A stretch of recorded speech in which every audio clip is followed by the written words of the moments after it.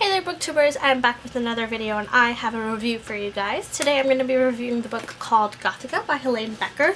Now Helaine Becker is probably most prominently known for her other children's books. The one that I am most familiar with is The Porcupine on a Pine Tree, which is sort of like a retelling of a very well-known Christmas story, and I incredibly enjoyed that book, so I was very surprised to see this was written by her as well, because it's a very different book. And essentially how I would describe this book is a reimagined Jewish legend with a futuristic fantasy twist. And I know that sounds incredibly confusing and weird, but it's actually kind of interesting.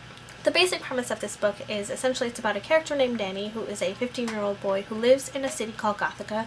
And Gottika is separated into two different sections, the privileged Gothicans and the unprivileged student, and Denny is part of the student society, who are obviously looked down upon, and they live in a society where the ruler is incredibly ruthless, and children from the student section go missing and are murdered, and there's just a lot of things going on, and it's very confusing for Danny to live through this, especially since his parents are not particularly active in helping save and protect their people. The interesting thing about this book is that it strongly parallels the Holocaust. I found the book to be really dark and grim, but still hopeful, because there's a lot of promise for the character, who very much struggles to sort of overcome these obvious problems that are happening in the society. Another thing that I really enjoyed about this book is it's very obviously steampunky, because there's a lot of old worldliness characteristics about this book,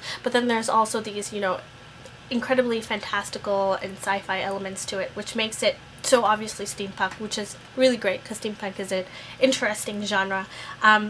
So it's sort of like a weird hybrid dystopian sci-fi thing that I really enjoy, and I feel like really sort of caters to a lot of the young readers' interests today. Another really super interesting aspect of this book is it's sort of split into regular novel, and then there are pages of the book that have graphic novel aspects. I'm just gonna give you a quick show, so I don't know if you can see that, but there it is. Anyways, I think that's kind of neat. So yeah, that was basically my review. I hope it was interesting for you. I hope it inspires you to pick up the book, and if you're a really big fan of dystopian, steampunk, sort of historical fiction wonderfulness merged into a book, then you should definitely give it a go. The writing was definitely great. The author did a fantastic job with sort of melding emotionally dark, grim sort of topics like the Holocaust, which it obviously paralleled, with, the hopefulness that the main character had, and having these very fantastical sci-fi elements to uplift the story. Then this is something you should definitely look into. So yeah, I hope you guys enjoy the review. I will see you guys next time. I have a haul coming up, so stay tuned for that, and comment, rate, and subscribe. Ta-ta!